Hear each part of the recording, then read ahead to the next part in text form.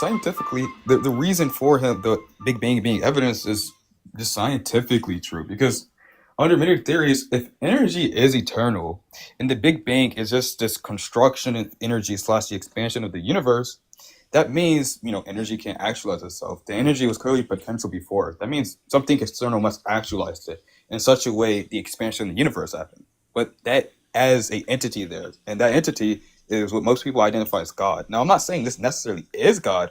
I'm just saying it raises a question. Then what must have actualized the Big Bang? There are people who are smart that say quantum fluctuations could have caused the initial state of expansion, and those things are not the work of a god by any means. And we don't know that, but there's no problem with that. The math and the science don't preclude that from being a possibility. I feel like I've been learning quantum physics a little bit, and I see it's really fuzzy to say, or really not idiotic, but I think it's really weird to say that or just quantum theory in itself could actualize the universe. Because let's say quantum particles and quantum theories normally go by a different set of causality, right? Via quantum entanglement, superposition, all that stuff. They go by a different like causality, and I'm pretty sure there's a whole bunch of theories that say quantum physics in a whole is partaken in a different like sub dimension, you could say, because it's not really observable in the physical universe. So it's like this own little set of causality and kind of different physics rules. So I don't really like to appeal to quantum or like quantum theories for like the expansion of the universe. It just doesn't make sense to me. Well, that doesn't make it false by any stretch, I'm but not saying it's how false. does God doing it make any sense? I mean, when we say God, we just say, well, this action is identified of the property of God. If we say God is the actualizer of the universe and the universe was actualized, then Okay. it just seems to be the case that's God. Okay, so you said like the quantum stuff, the way like cause and effect happens with it and the rules it plays by are very different and it doesn't make any sense. That's fine. So how does God do anything? What do you mean? How does he do anything? I'm confused on the question. I don't really know how to say it any different. I mean, if you're asking God, like, okay, how God actualizes things. How?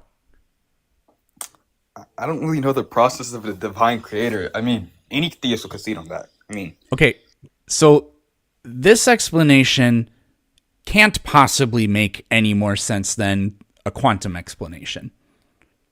it does because okay. The problem with the quantum explanation is that it just adds too many variables. Like it goes by different physics rules. That's trivial under quantum physics.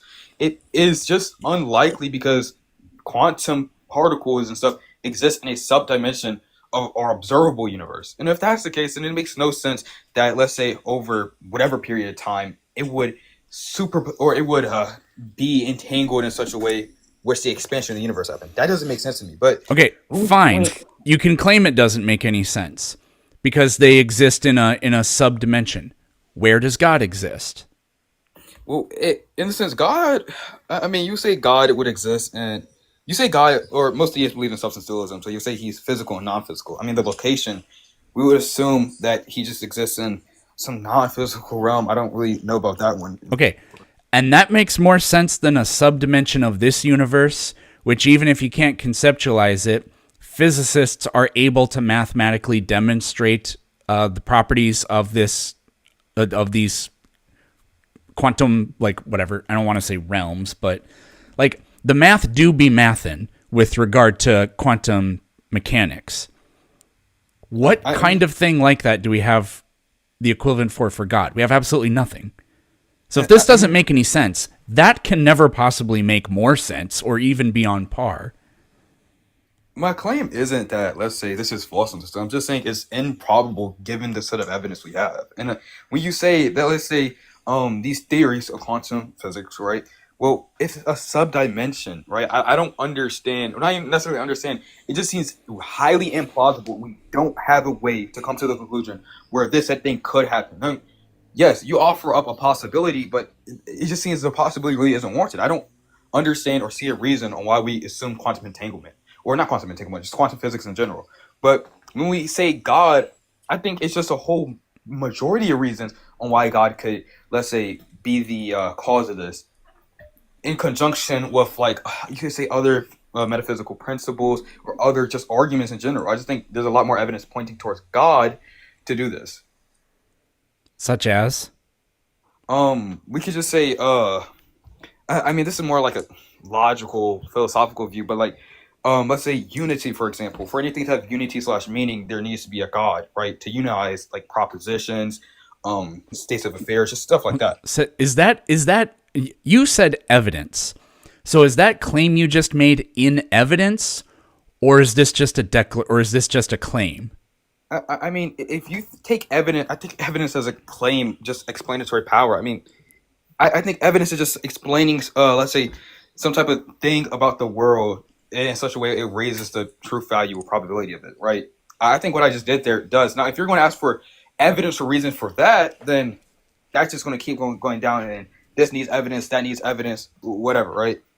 So yeah, I think that's evidence. Now, if you want to put that into question or ask for a reason, then sure, I can give you more evidence slash justification. Okay, so you said that anything that is in unity requires a God for that to be the case, and you said it's in evidence. What evidence of that do we have?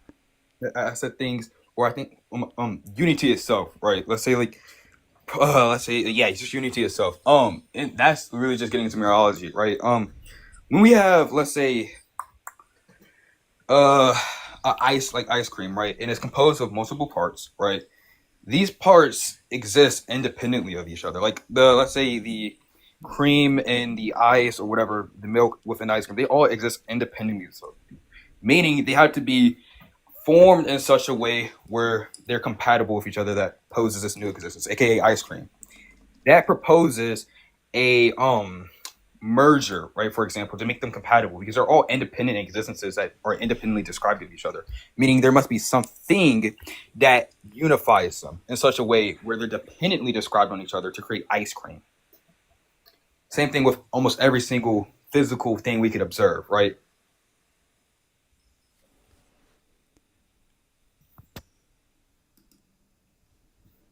Um,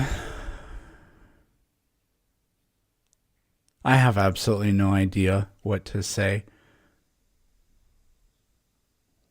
I mean, if you want me to put it in like a more simplistic way, or like No, I don't. because I was asking for what the evidence that this concept requires a God is there, and you just kind of told me what mereology is.